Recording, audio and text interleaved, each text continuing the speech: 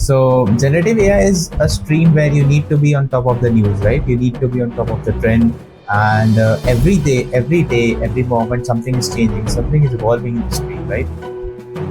Now, the task is entirely done by AI. Supervision is not required, and strategy itself is now probably shaped by AI. And so, where is this whole elements in the hierarchy going to be relevant? So if you can use AI as your second brain, then I believe 90% of tasks are very easy and can be easily automated out there.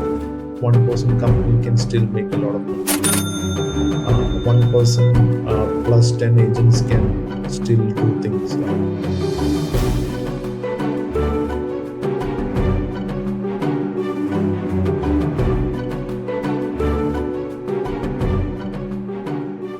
Today we have a very special guest with us on the AI Bros show.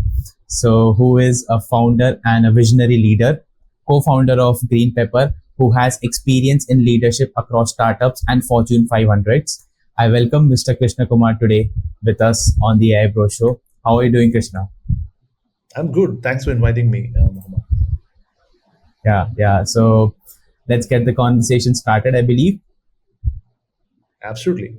Yeah. So, since generative AI is on the boom right now, and many people are trying to enter this field either by creating some products around AI or providing services to people via their agency model, right? But you chose something different to enter into AI space. You focused on consulting businesses into this domain, right? So, tell us about what sparked your interest into AI and what led you to focus on consulting businesses in this domain. So I've always been into the B2B consulting domain since I Mhm. started Green Pepper. I worked with almost 200 plus employers. We did 150 plus digital transformation, digital services projects primarily, and that's has been kind of my path over the last 15 years. And when Gen AI kind of emerged out of tools like ChatGPT and a host of other tools, it was a kind of a moment where I felt that the world is changing. And I mean, right now we talk about civilization shift, right? And I think 2.5 years back, when the ChatGPT moment happened, um, you know, my team and I kind of felt that this is a shift in the whole game. And we thought this could primarily look like a ChatGPT or a set of tools, like conversational chatbots, but there is more to it. There is a fundamental way in which knowledge work is changing. The operating model of work is changing. The way we kind of look at ourselves is changing, right? I think that early realization made us feel that it's time to kind of pivot. Obviously, at the risk of doing a lot of things which has been kind of giving us the bread and butter. But I think that trigger and that curiosity and that learning path helped us to be like one of the early people who started doing this. So when we started doing this, like we never had the opportunity to kind of get consulting projects. We primarily looked at, okay, who are people willing to listen, right? So the first people who are willing to listen were people who wanting to know about it. Like they are learners, they're people who want to figure out what is going on. They want a little bit of prompt engineering sessions. They wanted to know which are the tools good for what, use cases, workflows, and some of the enterprise use cases which we want to discuss, right? So there was a natural curiosity in the market where people wanted to know this and they want to figure out this, and they also needed a companion for them to figure it out, right? So I was kind of part of learning communities, platforms, even a lot of we collaborated with tech platforms to kind of do the sessions, and thereby kind of covered almost 30,000 people, over a period of 2.5 years. Did some 120 plus master classes. All this helped us to get the live feedback from the market. Right? So whenever there is something new happening, apart from delivering the content, we need to know what are they thinking, how are they acting, who are the smartest players in the space, and how are they looking at this, right? So we wanted to be live in that space. The reason we thought education and learning projects could be a good way, like to start talking to people. It helped a lot. Why? Because all my existing connections in Gen AI, the network, and the kind of reputation we have created is in this space all came from these giveaway sessions which started as a, most of it is like pro bono, and then later on turned out to be pretty decent assignments. Mm-hmm. Amazing. So, as you told that you were already into consulting before generative AI, right? So, was it kind of a technical consulting back then, or was it something else? So back then in 2007, when I was 26, I kind of had the opportunity to become part of a team, and then I became the CEO of this company. Mhm. The journey was like from traditional to digital to internet to kind of AI, right? So I've Mhm. seen all the phases of the businesses, like where we kind of pick up the phone and talk to customers, work on a very traditional manual processes like routines. Mhm. But I was always curious to know what was happening. I mean, of course, all our team members are kind of excited about any new possibilities. We always talk about innovation, even if it is not really possible instantly in our process, but we liked what was happening around. So that the basic curiosity was always alive, which helped us to kind of pivot into different areas at the right point in time. And it was not just, sometimes it doesn't make any business sense when you kind of pivot, because pivoting takes a lot of learning curve and takes a lot of time for us people to accept us like what the player we want to be like.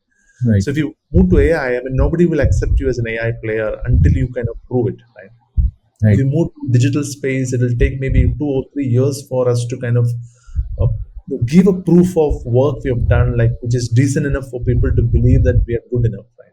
So that Definitely. time, I think that's the risk that the entrepreneur takes while we do the pivoting. But in the case of AI, it helped us. The time factor was really good because people, I mean, don't have anybody with 5 years of experience in AI, especially Gen AI.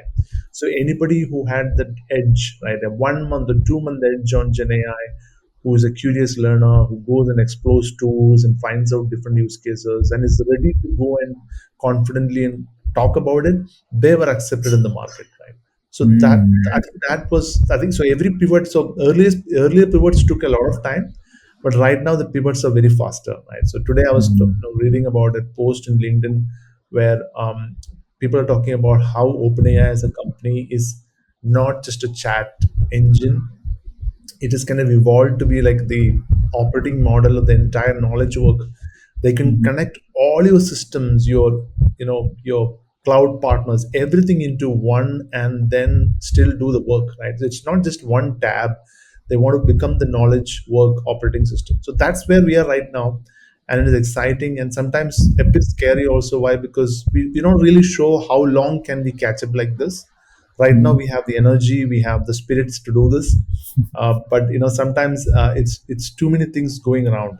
So Mm. the routine is like right now we spend a couple of hours every day to catch up with things, to see what makes sense for us, what can we get out of this, how can we build use cases, how can we help our learners and clients. So that's the thought Mm. process now, which is keeping us alive now. Yeah, yeah, not a problem, not a problem.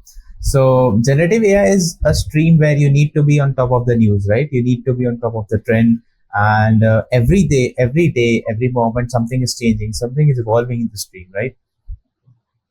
Absolutely. So yeah, you need to be on top of that.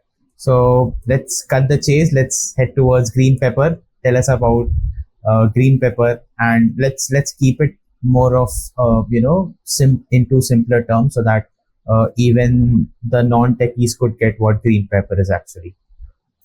Great. So Green Pepper is now focused on Gen AI. Although Mhm. we started by helping client employers get the best of technology resources, and then kind of move to working with some interesting companies on digital services and digital Mhm. transformation projects, where we've worked with Mhm. web projects, helping companies to transform themselves digitally.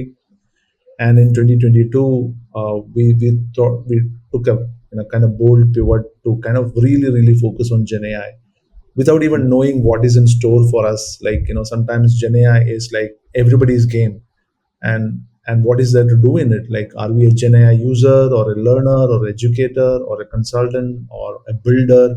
I mean, there are so many things which you can work in Gen AI, and what are we, right? So I think we went through that identity thing of what are we, and then realize there is a lot of space. This is a wide canvas.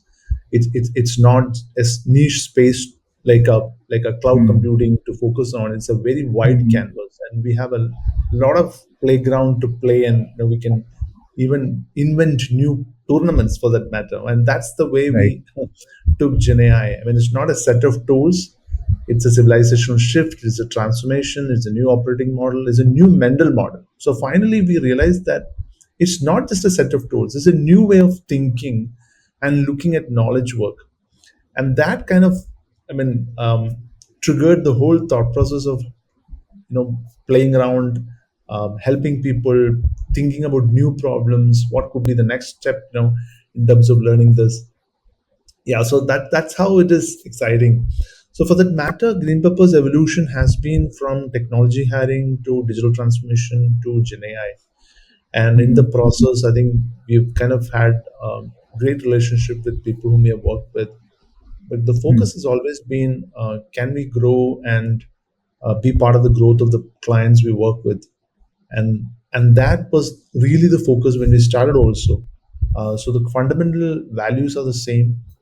We working with people, helping them to grow, and in the process, we learn and grow. Right. So we're primarily learners more than entrepreneurs. I always tell my team like more than entrepreneurs, we are essentially pro learners who are excited about learning and sharing and educating. And as a result, I think the attention we get and the kind of client projects we get is only the outcome of what we do, that is learning. Right. So that's Hmm. how we look at it. Right.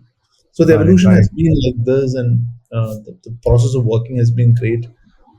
If not for this, I would not have the opportunity to work with so many great leaders, senior leaders, people who are passionate about what they're doing, and observing them closely, working with them, like a partner or a companion, right, has been a great privilege. And it Hmm. also helps us to kind of know what these people are thinking, how are they thinking. So it's a great learning experience for me to work with this leadership.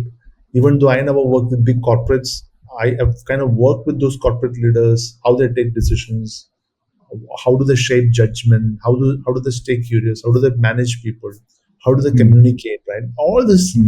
has been the bonus of what we call as running an enterprise like Green Pepper. Hmm. So in a nutshell, Green Pepper is, helping enterprises out there to leverage AI in a better fashion, as well as Green Pepper is learning themselves to, how AI can be more useful to the general public or to the enterprise out there. So it's a go to, part and parcel thing kind of thing, where you're learning as well as you're educating people about AI itself, right? So, as part of doing many workshops, masterclasses, Hmm. workshops, and team sprints, Hmm.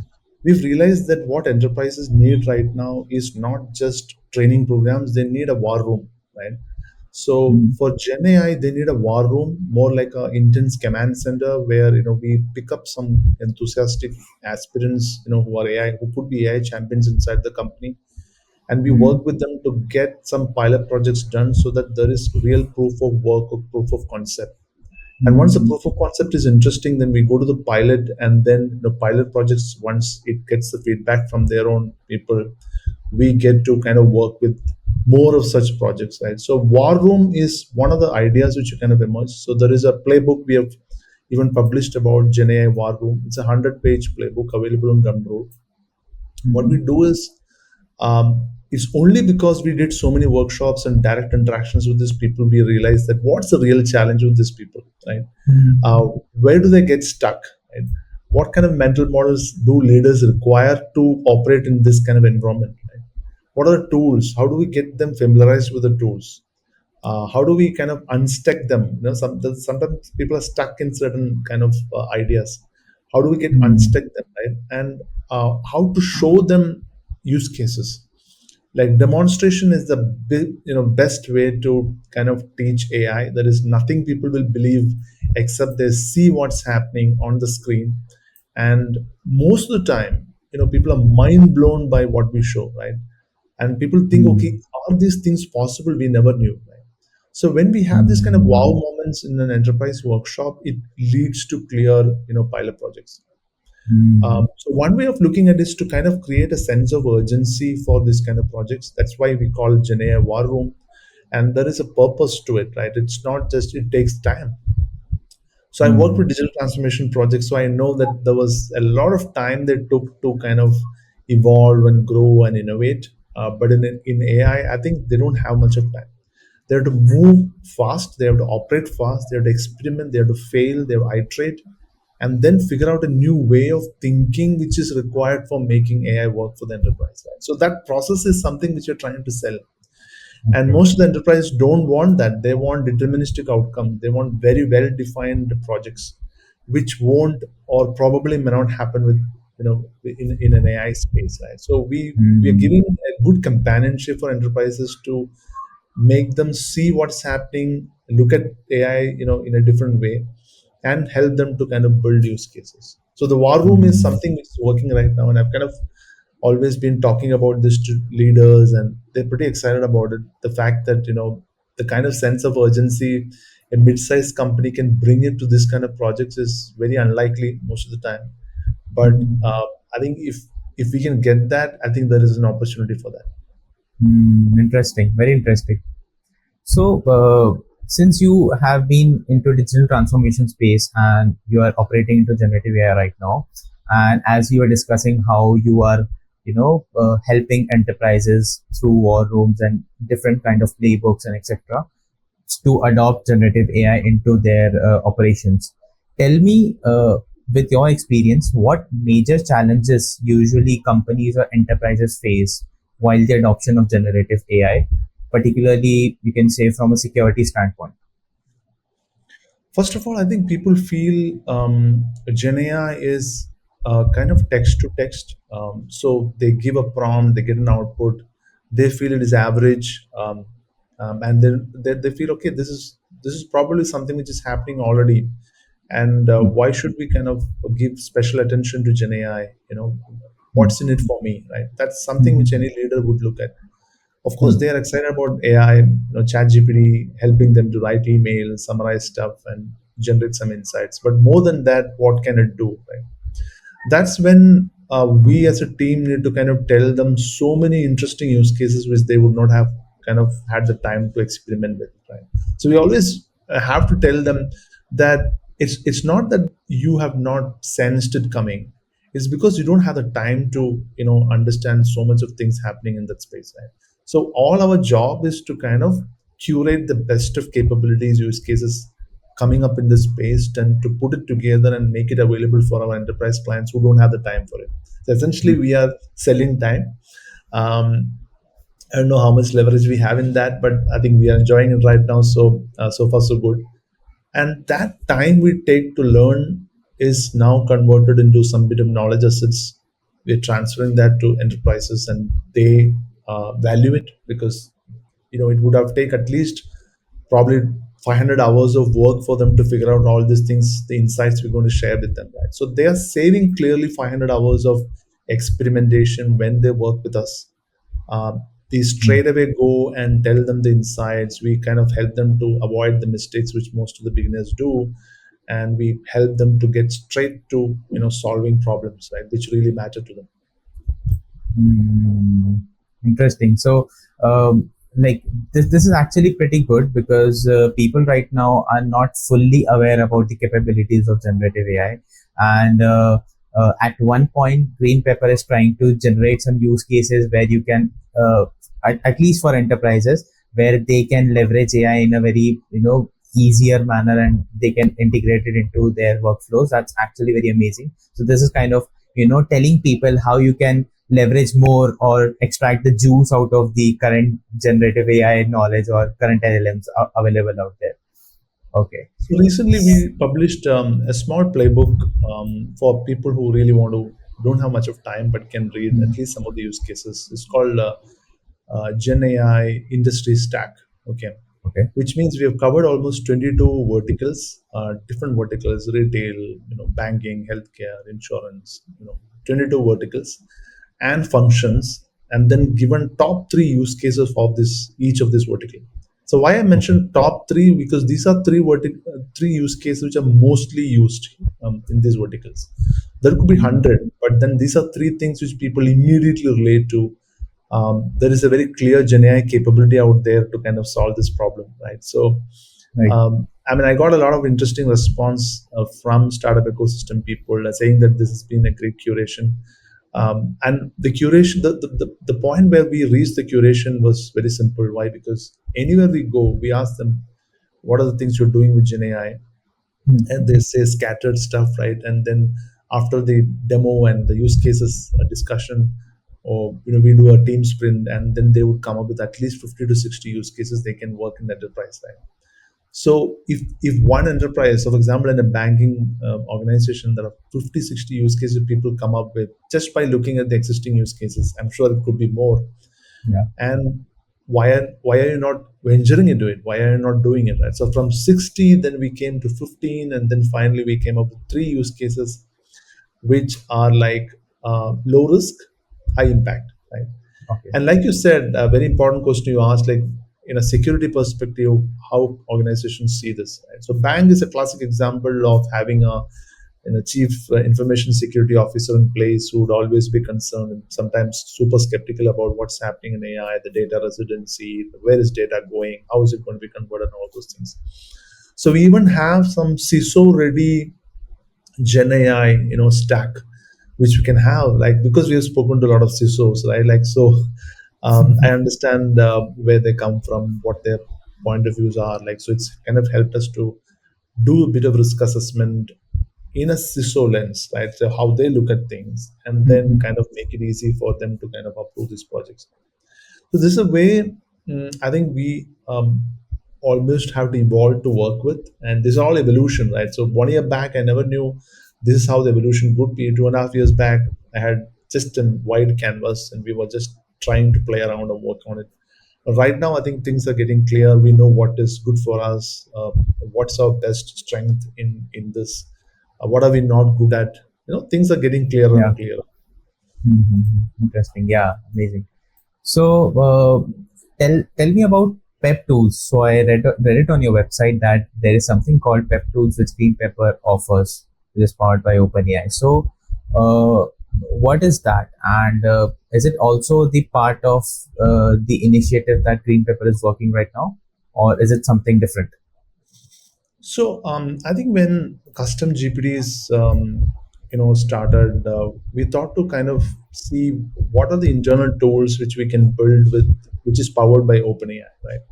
So Mhm. most of the AI products in the market are like actually larger, skin versions of a custom GPT, right? I'll just give you an Mhm. example right now. So there is an interesting AI app called Cal, right? Cal is an app, mobile app, where you can take the picture of your food you eat, right? And it automatically converts that into nutritional value, calorie value, and all, and then it stores on your phone, right, and tells you like how much of you are eating, and it kind of Mhm. helps you to kind of become more health conscious and be mindful about eating, right? So this is just LLM capability of image recognition, right? You can take your phone, open ChatGPT, and take a picture of your food you eat, and even without even probably prompting, it is going to tell you what it is, right? Mhm. So it is Right. going to read the image, it is going to tell you what is inside, what's the calorie, what's the nutrition value, because it kind of understands why you are putting it there, right? If it doesn't understand, you just have to say that, break down the calories or nutrition value, whatever. So this particular product is now like a high revenue product, Cal, right? So a custom GPT is something which is like a nano version of what that product is, right? So all the AI products which you see in the market, be wrapper products, be big platforms right now, are all LLM powered, right? So Mhm. we thought, right, to build internal tools for enterprises or for ourselves to do a lot of repeatable tasks, right? Mhm. An LLM powered, custom GPT would be a good way to look at it. First of all, low effort to make it. Secondly, we can design the way we want. Thirdly, we can kind of add specialized knowledge to it. That's all how LLM plus RAG works, right? So Mhm. we want to kind of create that, and whenever we kind of do enterprise workshops, we create some GPTs for them, it kind of became a habit for us to kind of start building enterprise specific GPTs. So custom GPT is one way of looking at it. Secondly, some of them, this is one interesting way to know what at the moment LLMs can do things, be it text or be it image or be it you know analysis or code or any specific intelligent task we can give it to, be it understanding the reasoning skills or so many things. Right? So Mhm. Pep tools are primarily enterprise custom GPTs, which we help our clients to understand, to do their tasks better, and it gives them the first-hand impression of how LLMs work, plus LLM plus RAG. Okay, interesting, interesting. So now I actually saw a very interesting thing that you posted on your LinkedIn that recently Kunal Shah referenced, like Kunal Shah said that AI might push freshers away from the the regular jobs, and it might push freshers towards entrepreneurship specifically. So, what advice would you like to give to the young professionals out there to stay relevant uh, at AI? As we know, the traditional entry level roles are declining day by day. So, what advice would you like to give to them? Yeah, it's I think a lot of them are using it right now for as a shortcut Okay. to get stuff done. Say a lot of school children are using it for homework. College kids are like, I mean, so the shortcut is one way of looking at AI. Yeah, I mean, it's interesting because everybody wants to reduce their efforts, become more convenient, and do things faster, right? I mean, there is no complaints for that. But the idea here is to look at AI as not just as a way of shortcutting work, but also about uh, doing things which you never thought you would be able to do, right? Okay. Think about, like, so now I never thought I would be able to build a product, or Mhm. I would be able to uh, make a landing page in, say, like 30 minutes, or even for that matter, analyze complex data and generate insights, right?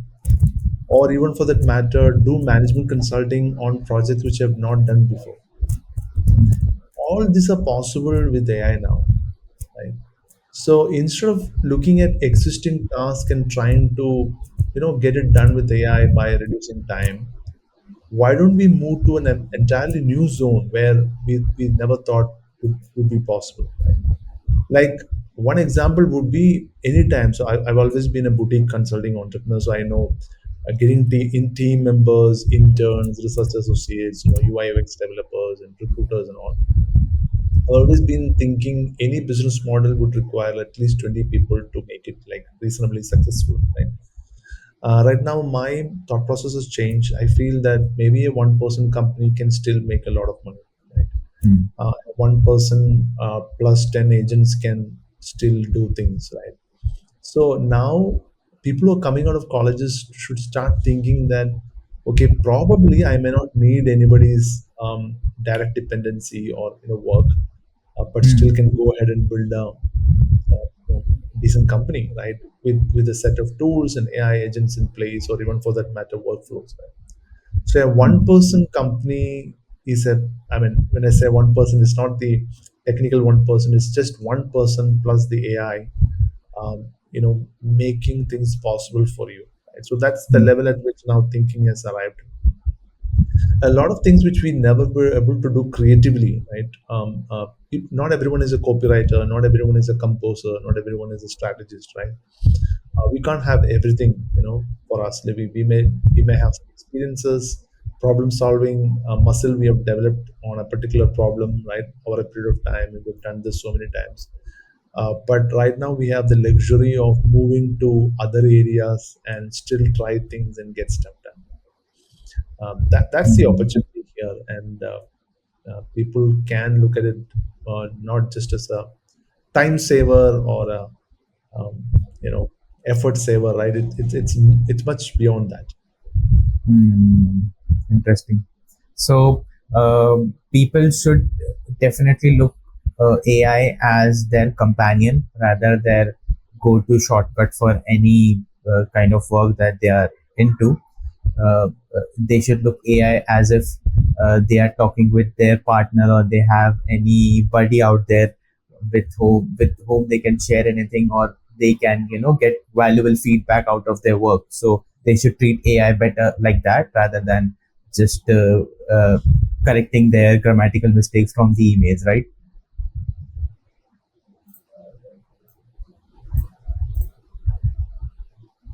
Exactly. So, I Yeah. mean, the AI can be your companion, strategist, analyst, researcher, writer, designer, a great emotional companion, maybe, and someone who can actually validate ideas along with you, right, patiently, and knowledge gatherer, right? I mean, uh, it's has like multiple avatars, right? Like it's not just one way of you looking at it. I think that is what we call AI native, right? Right. So people who are, so I always talk about AI tourist, like someone who comes to tools and does a couple of prompts and then give up and make a lot of judgment and go. Instead, you be a native, right? You be there and you iterate, you learn on the go, you try to see what AI is doing. So just to give an example, in the last 2.5 years itself, ChatGPT has kind of evolved so much, right? So people who are not in that regular users wouldn't even know how it has kind of evolved, how it is intelligent, getting better, right, in the process. Mm. So uh, multiple avatars, multiple things can be possible, and it's not just the different avatars it can do. It can, the kind of intelligence it's building on, the large language models are building on, is insane. What if the ChatGPT can be connected to your Google Drive, can be connected to HubSpot? Of course, it is possible now. Can be connected to other CRMs, and you work with that. You will be able to see what kind of clients are your most probable revenue earners. Or 80, you can apply 80/20 rule on your CRM and say what kind of clients should I talk to that right now. Right? You can even use AI to kind of unlock your creativity, bust your biases. A lot of biases we have as humans, and sometimes I ask it to critically evaluate my own documents and see what kind of biases I've kind of um, uh, had while working on it. Um, the other thing which I do is to kind of ask AI itself to critically evaluate its own output. So sometimes Mm. if you feel when AI is giving an output and you feel that you're not able to connect with the idea, and maybe you're not able to evaluate it properly, then maybe my thing is to get it done with AI itself, right? And it has no inhibition in kind of sharing those biases which has kind of gone into in its own output. It is super critical. It is ready to be helpful in that way, which makes the whole model itself very very special, right? So we Mm. are actually Right. for the first time we are overcoming all our human limitations, Right. possibly in thinking, critical thinking, judgment, decision making in many ways. Interesting. Right. Right. Because AI these days, AI can be integrated with any kind of use case out there. Like, not just technical. I believe AI is also helping people to cure their, some kind of mental illness, or if they feel very isolated, or if they do not have friends, AI is there to talk to them. AI is there to, calm them out, help them to meditate. So there are numerous use cases of AI these days, and I believe, as you said, that uh, AI AI is actually something which people can use in any of the use cases out there, I believe. Yeah. Yeah. I mean, recently I was reading about something called global intimacy deficit. I mean, Hmm. there is a lot of loneliness out there where people are Right. becoming isolated, people are becoming independent. So, first of all, being independent means you have to do a lot of things on your own, right? And there is less and less people whom you can actually depend on things, because everyone is independent, right? So we have, as a society, that's a big dynamic which has happened. People are trying to live alone, and there is a whole load of behavioral things happening out there. People are not happy about whatever they get. Right? The dopamine triggers have kind of spoiled the whole brain, hacked their brain to make it even look like a failure, even when you're succeeding. Right? So the deficit for us, inside, for companionship, for real things, um, is not getting fulfilled by real means. And a lot of people will move to AI because that's something which they can access. That's something which is affordable and something which Mm. is instantly available, right? And Yeah. that's where we're moving to. And I can see a lot of people whom I know, my own friends. Earlier, they kind of called me for everything and anything, and they would say, "What do you think?" and everything. The last 1 year, I've seen significant drop in such kind of calls and messages. And we used to have conversations occasionally about this, and they would say, "Now we have ChatGPT," and they ask everything. They ask, I mean, share stuff. It's like a very, very close emotional companionship it can potentially offer, right? By being Mm. empathetic, by being non-judgmental, by staying curious, right? By giving far more well calculated, um, more constructed answers, not random. There is something called situational appropriateness, right? Which means that, um, I mean, ChatGPT knows what to say when and not, compared to a human, right? Mhm. Sometimes we don't have that situational appropriateness. When we are feeling lonely, we are not looking for clarity. We are only looking for some validation. Right? Yeah, right. When we are confused, we are not looking for validation. We are looking for clarity. Right? Mm. Humans always kind of mistake this, but AI knows what needs to be done. And the reason why OpenAI or any other LLM is actually a good AI system to power all these emotional companion apps. Why? Because it's all textual, and some of them are voice based also. And if you've kind of noticed, voice has improved a lot in the Right. process. It's become more empathetic, natural sounding, and has a tone of a real human. Right? A more intelligent, more accessible, knowledgeable kind of human, right? So it's getting there. We never know, because the time uh, all this has happened is very, like, 2 years. So imagine in the next 2 years, the compounding can be like insane, can be explosive.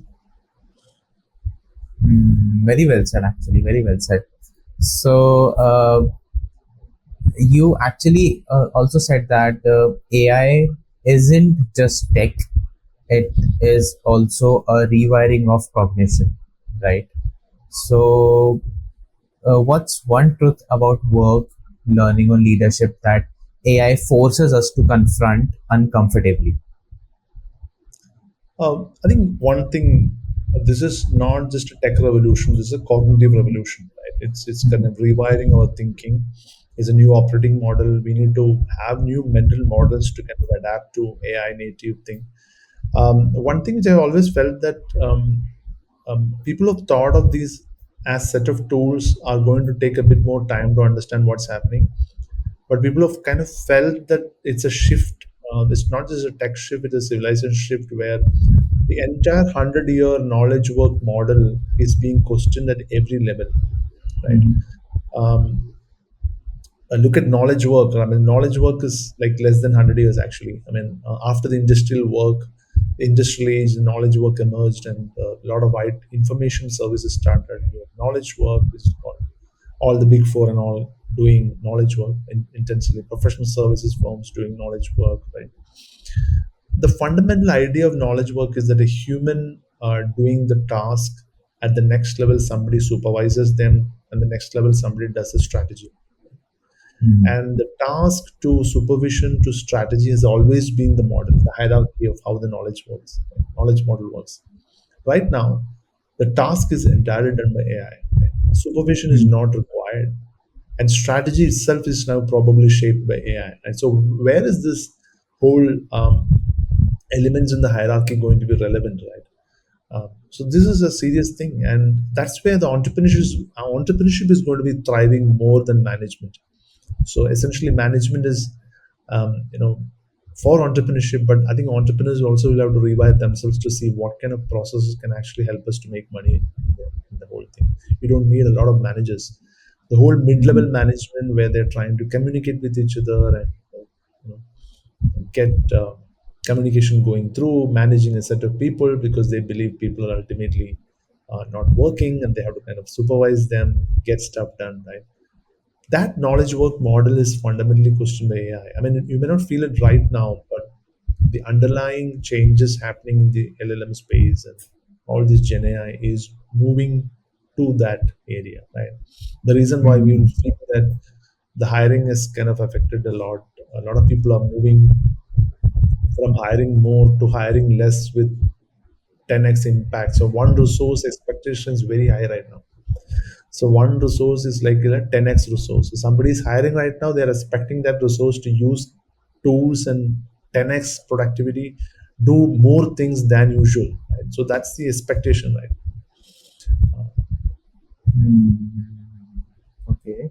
And you actually mentioned one thing that entrepreneurs need to rewire with themselves as the AI might evolve, because they might not need that much of management or that level of management with them as AI advances.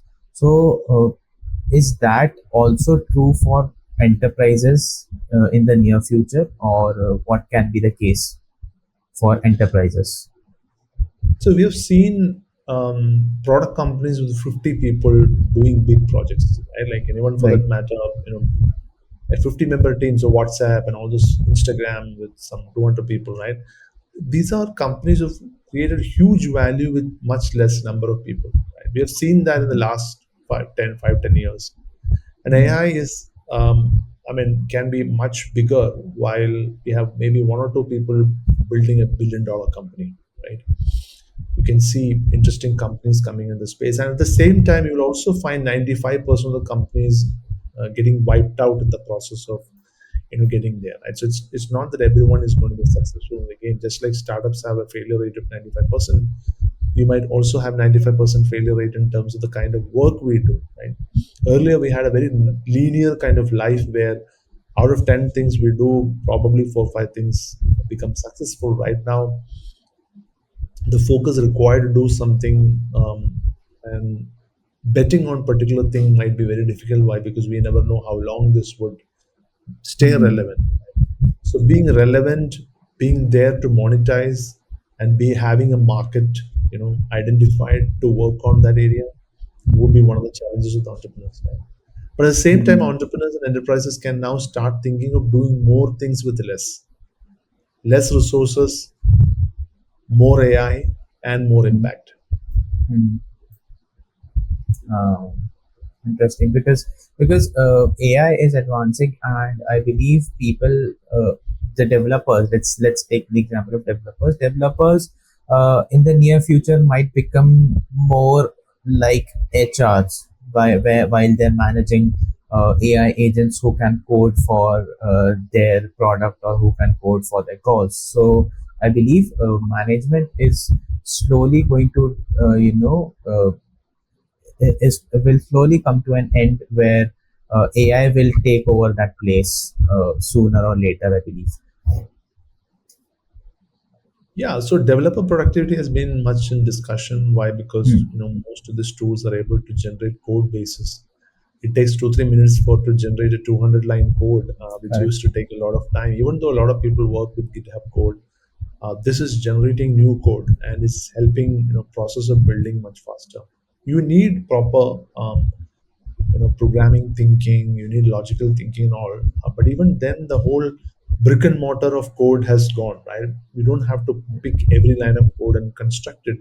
You can become an architect of code, right? Which means that you are not constructing it, you are not a civil person, you're not a mason, you're an architect, right? You putting all the code together and trying to build that entire code base and architecture of the whole software or product or whatever it is. you have to now start thinking more like a architect than someone who is on a mason level, right? So coder has have to level up to see whether I can think like an architect. Why? Because the coding is going to be done by AI, Hmm. and I have to think like an architect to see where can I put all these things to put these things together, right? So suddenly there is a Hmm. huge demand and level up required for coders to think like one or two levels up, which is again an opportunity, if you see so. Yeah, yeah, indeed.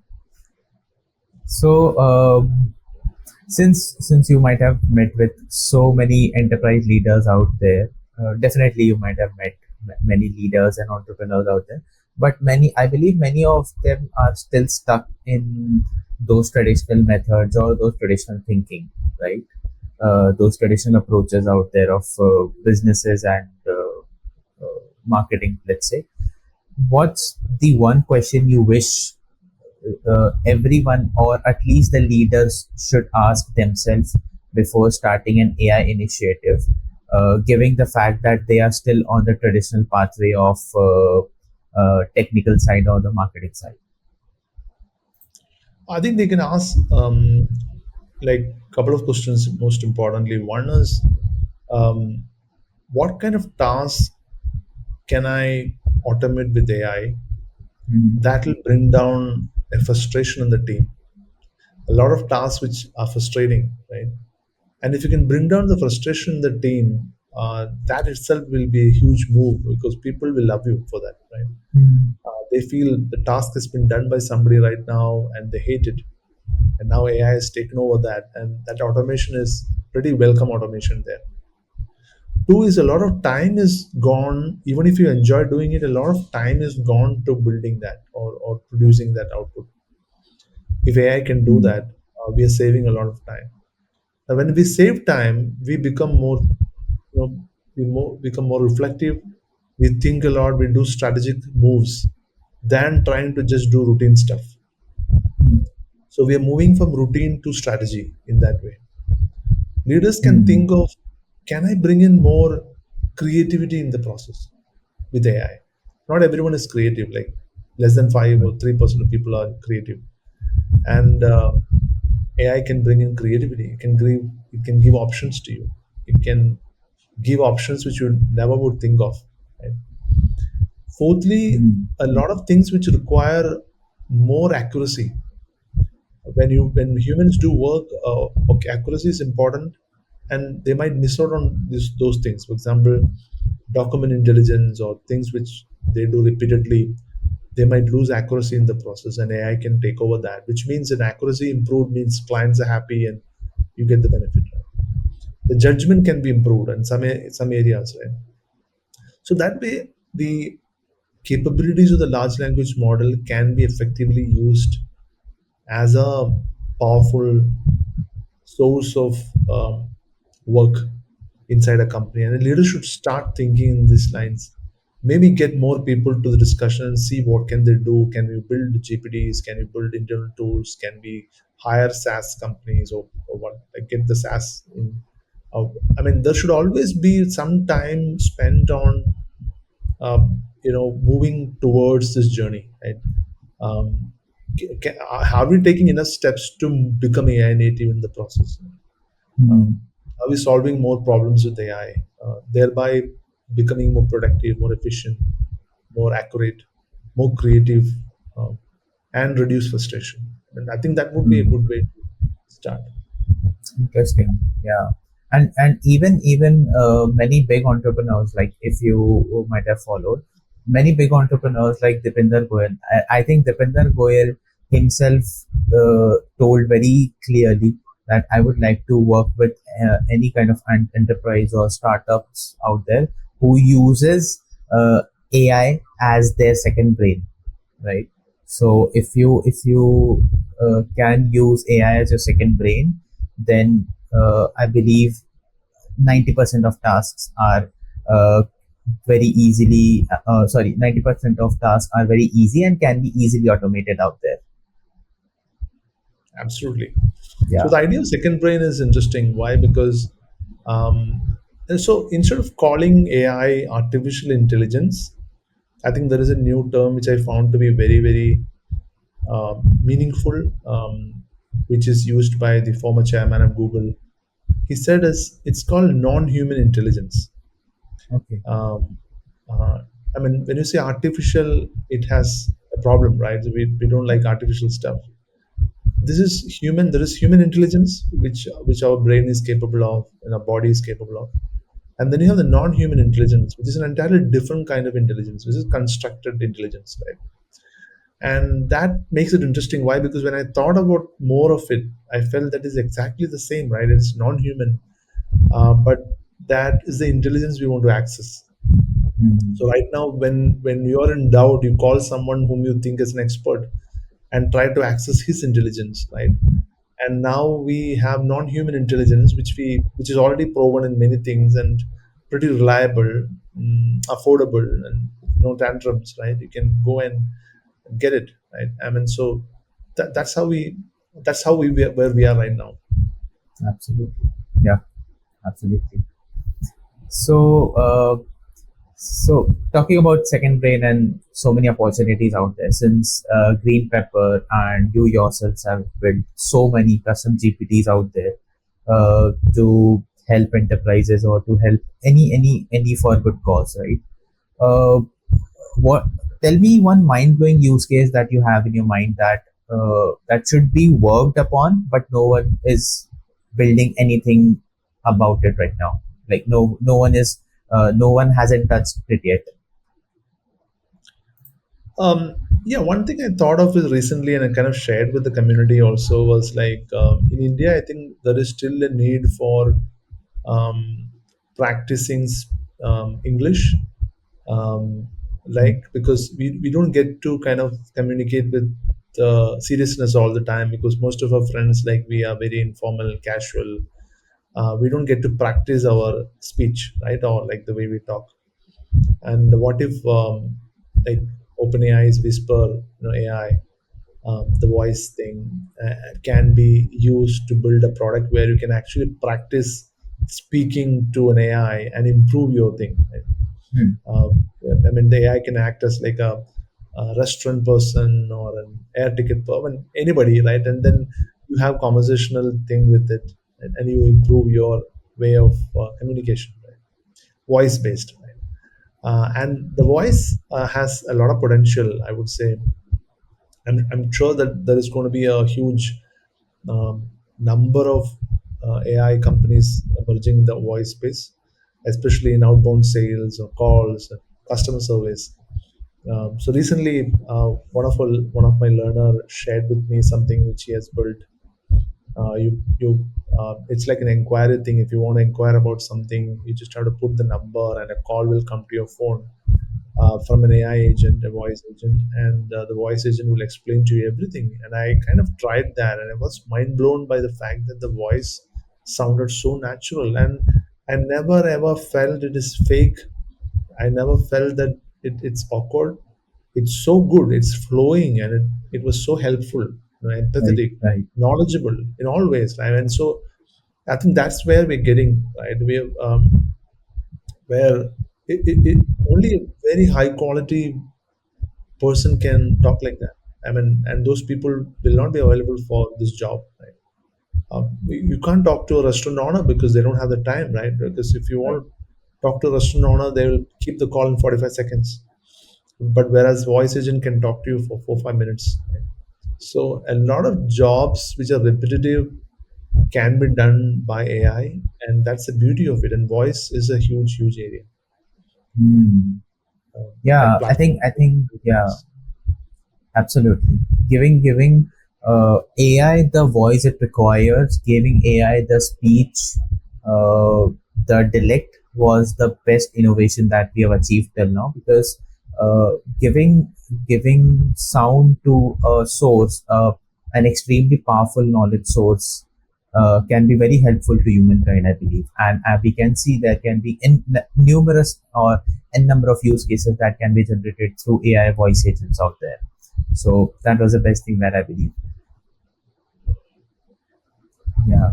So I also wanted to know about the workshop that you conducted with the little kids, the 14-year kids out there at Manorama, I believe. So you posted about that, and I think there was a mixed reactions of children. So can you please tell us about that experience with the AI workshop with the kids?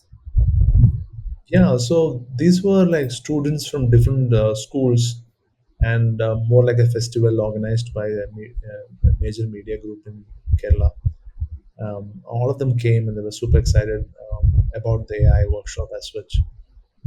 One thing I noticed that a lot of them, 80% of them, are using AI on a regular basis, daily work, as for daily work and assessment and knowledge search. And some of them have forgotten Google search for almost a year, so they only search on ChatGPT.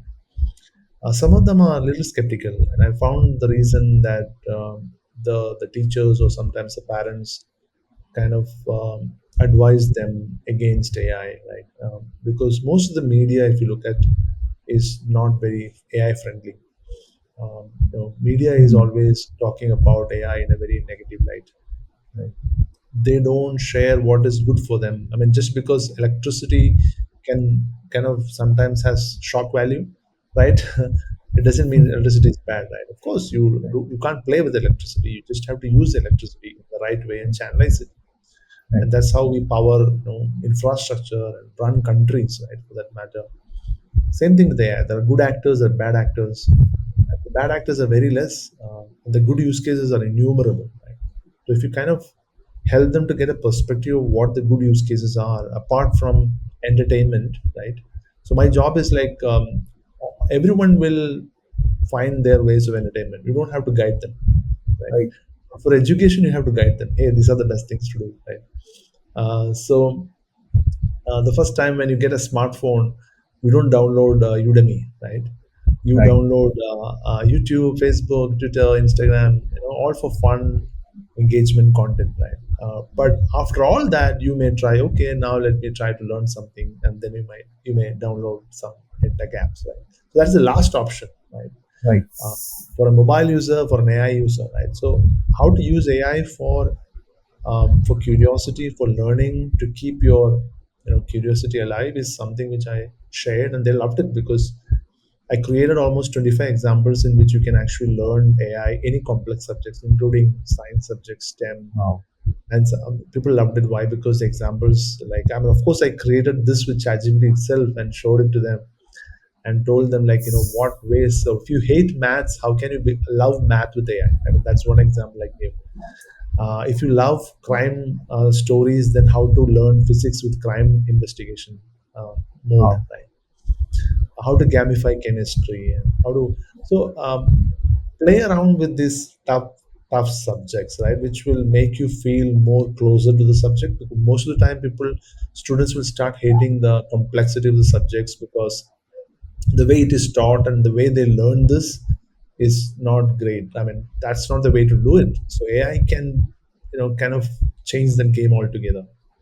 So if I want to, Hmm. I'm not a STEM guy. So even though I can have love AI, so if I want to learn STEM, right, there are ways to do it, right? And it Right. can be done. So Okay. you just have to be curious. That's it. And the effort to learn, gather, is much lesser now compared to earlier, right? Like, so if you want to learn something called like a like a concept called velocity in physics, you can have fun with it, like for 30 minutes. You can learn application areas, where all is it used, how is it important, how is it different from other things, right? Which is not possible with YouTube videos, not possible with text, because this is very personalized. This is in our control, right? And we're having a conversation with it. So yeah, that I think that worked there. People liked because there were so many techniques which we used. We played around with some of the apps, and they loved it. Yeah. So Hmm. I always tell them, like, I will never talk about entertainment because you know all sources of entertainment, right?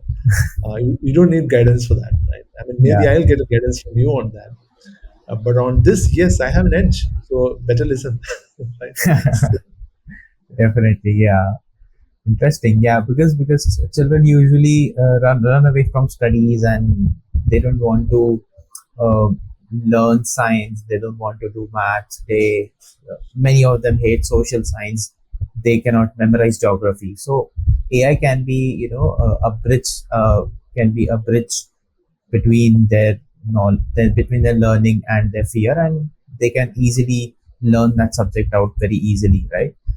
Uh, but at the other end, I believe that the future of these kids, when they might graduate after a few years, they might have to suffer a lot due to the advancements of AI. I mean, uh, 5 to 10 years down the line, uh, we see AI as a very advanced entity which can do almost everything, and with very less manpower required out there, just 1 to 2 or just 3 4 people out there running a single company, as we were discussing few moments before.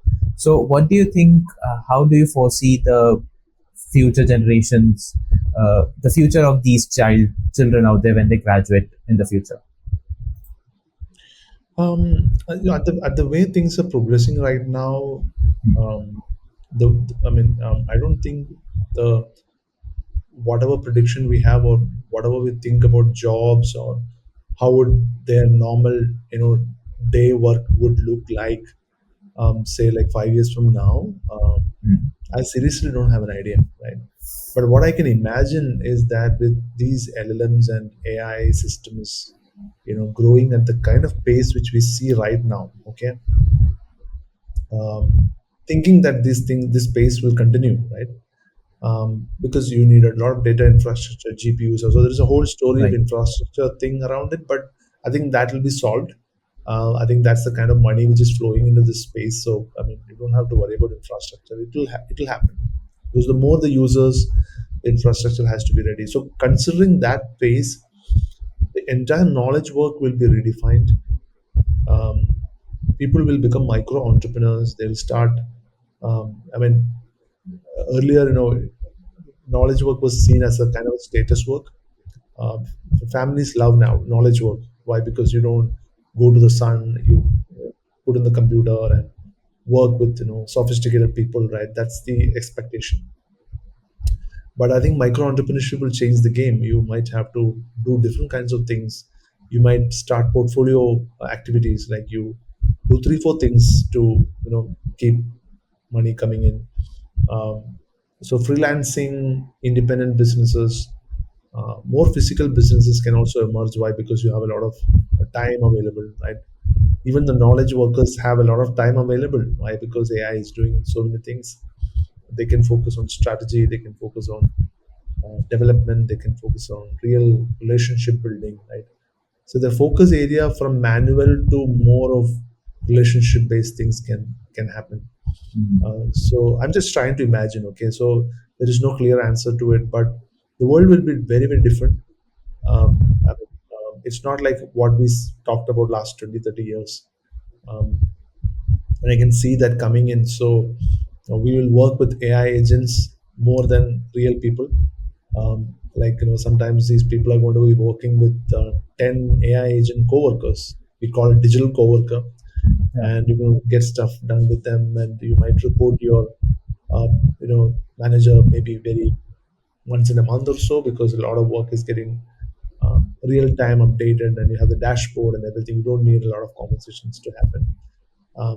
Just to give an example, recently when I entered a meeting room, it was actually a meeting of 7 people, but only two over there, and rest of them are AI agents capturing the meeting. And I was said like, Okay. this is looking like a real science fiction where I still have to talk. Why? Because they're paying me to do that, and there are only two people, and rest of them are all AI agents, and they shared with me the summary of the whole conversation, and they're going to take it ahead. Okay, so whatever I spoke is not gone waste. It's all serious, but there is no human to listen to that for like 1.5 2 hours. Maybe we never know. Somebody is trying to convert this podcast into like a summary with AI, and Yeah. I've seen a lot of YouTube videos where people don't read that or maybe watch that fully.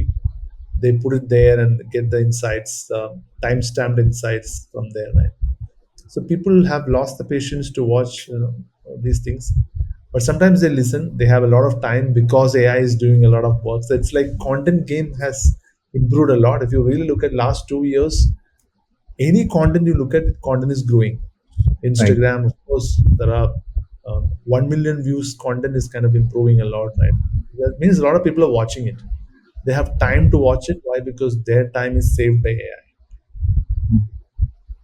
Hmm. So in times, civilization shift, and we're going to see entirely new world out there. But we never know what exactly would the terms be. But we can imagine how it is based on the current progress. Absolutely. Absolutely. Yeah. So you also quoted that. So this was very interesting line which I came across your profile, that once AI surpasses humans at a skill, the only way to preserve it is by turning it into art or sport. So I kind of like this line, but I just want you to, tell our audience what should they understand, or what should they take away from this idea, because this is something very different. I haven't heard this before. So can you please elaborate on this? Yeah. First of all, it's not. I've just quoted someone else. Yeah, It's said by Anu Vetluri, yeah. and when I saw, when I kind of read that, I uh, you know spent some time to understand, reflect on it, and I kind of like, just like you, I kind of was fascinated by the idea itself. Right. So far, we were acting like commodities. Mhm.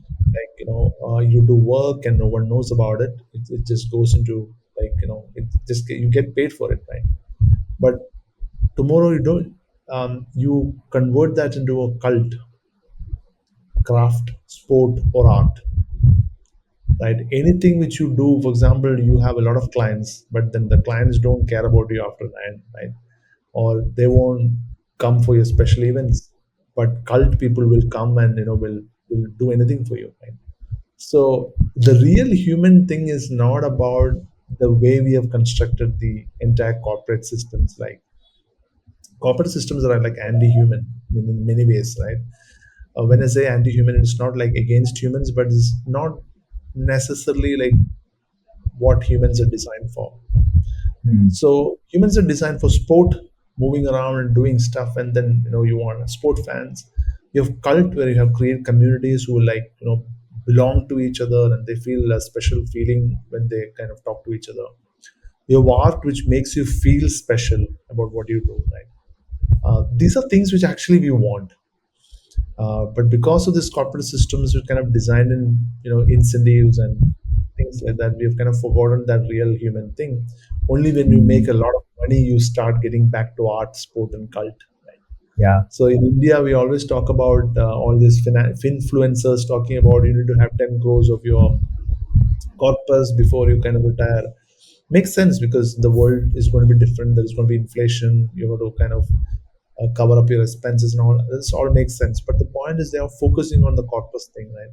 So when you focus on the corpus thing for a long, long, long period of time, actually your game is over, right? You're Hmm. like So unless you achieve what you want before that, enjoying life would be difficult for you, right? Like, it would turn out to be like a struggle. That's where we need to have sport, art, cult, and all human things, right? Which will um, hold you to what you truly are. Hmm. Okay, okay. So this is how it should be, taken by the audience actually. All right. Okay. And just the very last question of this conversation, I would like you to, give three key mindset shifts that I believe professionals should make to stay relevant uh, and resilient in the AI driven future. So, because AI is moving so fast, and professionals are trying to still figure out how to keep up the pace with the AI, tell us the three key mindset, key three mind shifts that they should inculcate into themselves. I think we should be comfortable to work with less information. Okay. A lot of us are not trained to work with less information because we always search for all the information. We search for it and then we don't take decisions, right? AI would not give you the luxury of knowing everything before you decide. Right? You have to jump in and then experiment. Right? Hmm. So looking for a lot of information is not going to help you. Looking for a lot of knowledge also not going to help you. But readiness to experiment can help you because only through experimentation you get the real feedback, and only through feedback you improve. Right. So going and getting feedback, be it AI tool, be it AI agent or market or whatever, feedback is important. Humans thrive on feedback, and the moment you kind of stop that feedback system, you stop growing. Right. So uh, that's one thing. Secondly, keep experimenting. Why? Because we don't know what can actually happen without experimentation. Right? If you don't try enough, we would never know what are the possibilities, dimensions in which these tools can work and how it can benefit you. We would only, I mean, don't wait for playbooks or case studies. I think that's one thing which I want to share with you. If you look for case studies, somebody has already done it and is already an old case. Right? Create case studies if you can. I mean, you don't have to look for case studies and get validation from them.